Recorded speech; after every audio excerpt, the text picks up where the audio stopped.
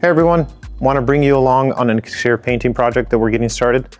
Want to highlight a couple key areas and important steps to the process. Pressure washing, scraping, pulling rock back, masking, all the prep is very important. On this particular project, we want to highlight the chalky residue that's on the paint film currently. If left unattended or you kind of go a while without painting, you'll start getting that chalky residue, sun just deteriorating the coating. But pressure washing is going to be really important on this. So follow along and we'll keep you updated. Like mentioned with the rock against the house, we'll make sure that gets pulled back. That's pretty important just so we can make sure that we don't get paint on the rocks or the gravel. And then also sometimes the landscaping or the rock or dirt will build up against the foundation. And if it doesn't get pulled back, you'll see an outline of the areas that don't get painted. So it's important that we pull the rock back. Once we're all done, we'll push it back, but it's not a lot. It's just about maybe 6 inches. We'll dig down a little bit just to expose that foundation. And it's just enough so we have kind of an area. That area will get a little bit of paint, but we'll shield the area, put drops, just so we're not, putting more than we should. But once it's all done, we'll push it back and make sure it's nice and tidy. Thanks. As I mentioned with the rock, for example, you'll get areas like these that have been exposed, whether the dirt eroded away with rain or over time. That shows where there was dirt at one point, now it's gone, and now there is a outline or silhouette of what was there. So it's important we pull the rock back, that way we can get those areas painted. As mentioned previously, pressure washing is really important. Sometimes just rubbing your hand on this, you can tell how bad it is, but as you can see, that chalky residue is just that paint deteriorating, and we have to make sure that comes off. We can't just paint right onto that. You're gonna have a ton of issues if the paint is just adhering to that chalky residue. You're not really adhering to the wall itself. So pressure washing is important, and we'll show you how that gets done. And pressure washing gets started, and as I'll show you here, it makes a huge difference.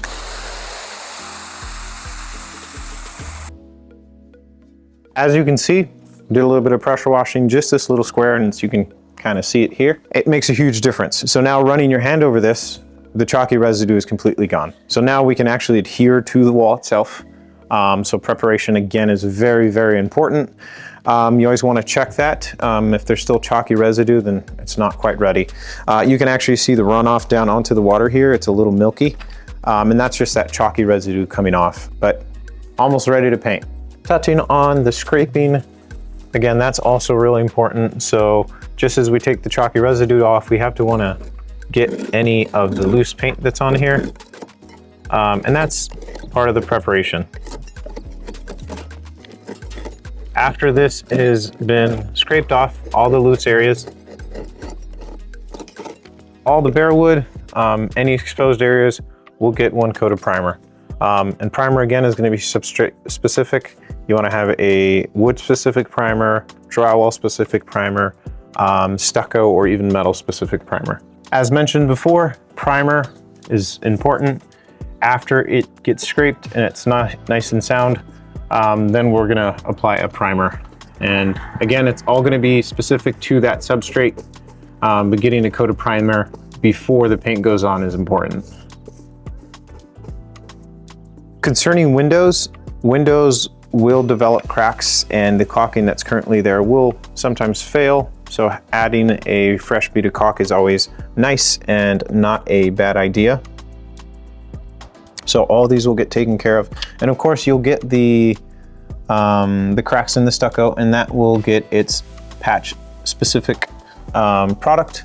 So with these areas, they'll get caulking, smooth caulking, depending on what the sealant was there before. With the stucco, we'll do synthetic stucco or textured elastomeric patch. So a combination of patching, but we want to tape the window so we don't get patch or caulking on that. And then once we pull it, you get a nice finish to that. And then that's the patching. Once we mask it, it even looks better.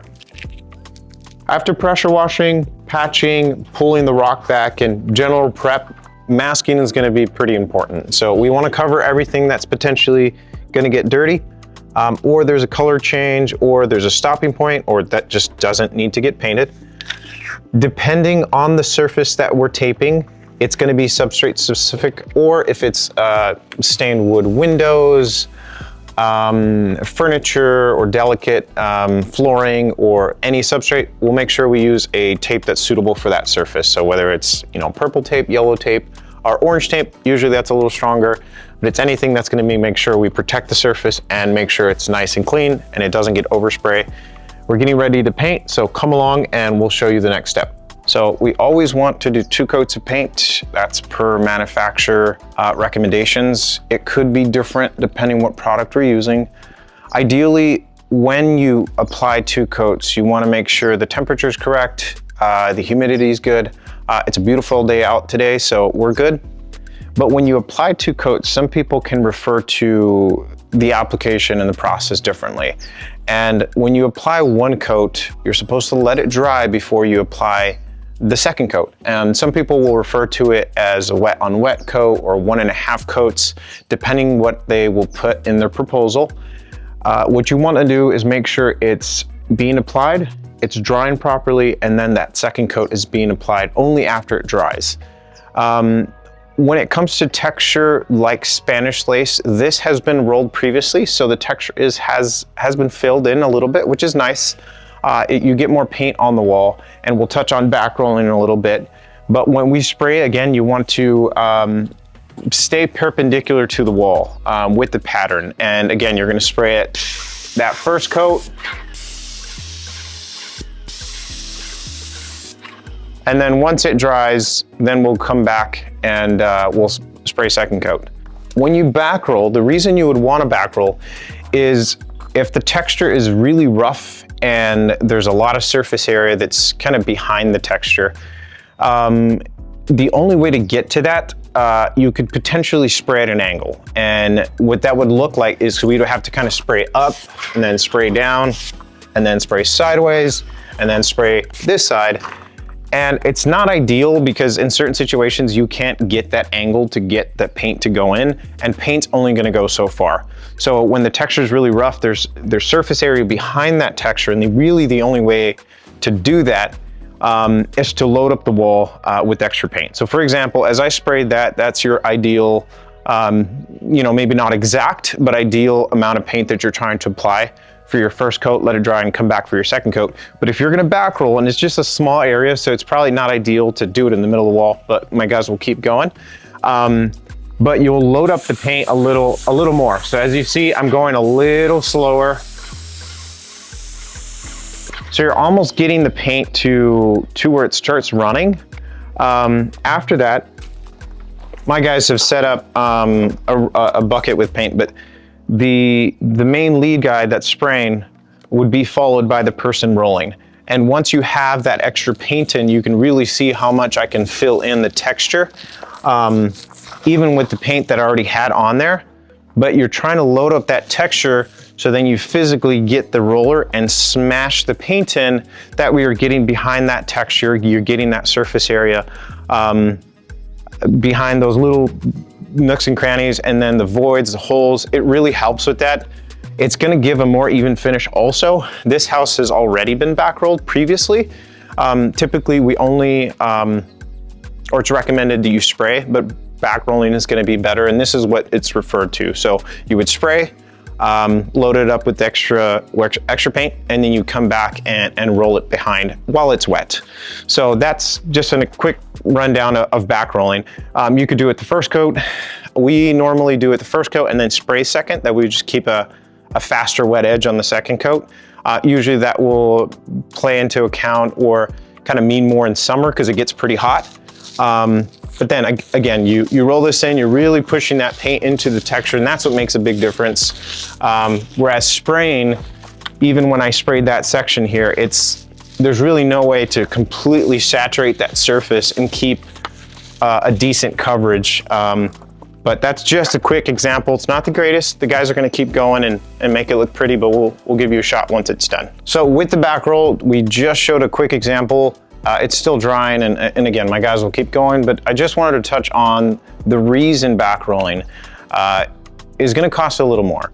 So with the added surface area that you're covering and you're filling with the rollers, or with the paint roller, you end up using more paint, and you use it's going to be more labor. So it slows down the production rate. So if we can paint a wall in an hour, it's going to take a little longer to do that. The spray guy, the lead guy, is going to take a little longer loading up that wall, and the person behind him coming back. You don't need it. It's not necessary. It's not going to make your paint job last 10 more years. So depends on the surface. If it was a smooth metal panel and there's no texture, there's really no reason why you would roll, unless it's to contain the overspray, and you absolutely can't have overspray. But the texture is what determines the reason and why you would want to back roll. But back rolling is useful in certain cases, especially if it's new stucco or if they did a really poor job the first time around, and it's a big drastic change in color. So several reasons you might consider back rolling. It's not necessary. It does cost more, so as you saw, it takes a little longer. You can't just spray and move as fast. So it takes longer, you use more material. So keep that in mind. We can always do it as an option on our proposals. So that's a little note on back rolling. To touch on spraying itself, the application of 2 coats. Again, you want to stay with manufacturer recommendations and whatever that product calls for. So usually it's 2 coats, and again, you want to spray 1 coat, let it dry, and then follow up with that second coat once that first coat has been dried. That can be really important, because if there's any issues and warranty or something has to happen and you need some product support from the company, they're always going to refer to that. And if it was applied properly, you can get some support. If we don't do our job correctly, we can't get their support. So coming back to the painting itself, it's 1 coat, let it dry, and come back. And you can kind of do that in several methods. So you can cross hatch it. So you're going to go side to side, up and down. But sometimes people will call that a cross hatch wet on wet coat. And ideally, if it's a certain instance or certain circumstances dictate that can be done, but you can't achieve the same mill thickness. So the thickness and whatever's left after, the water that's in the paint, whatever's in the paint dries, whatever you're left that's protecting your walls is what's important. So just going up and down. So as a quick example, say we go side to side, and then we went up and down. Some may refer to that as 2 coats, and that would be a wet on wet coat. That's not ideal. You want to let it dry before you do that. You're just thinning the paint, so I'm just going lighter. That way it doesn't build up so much that it starts running. So I would avoid this if possible. You want to do your ideal 2 coats, and cross hatching, you can do that, but ideally you can use whatever method you do, but you still have to let it dry, and then you apply the second coat.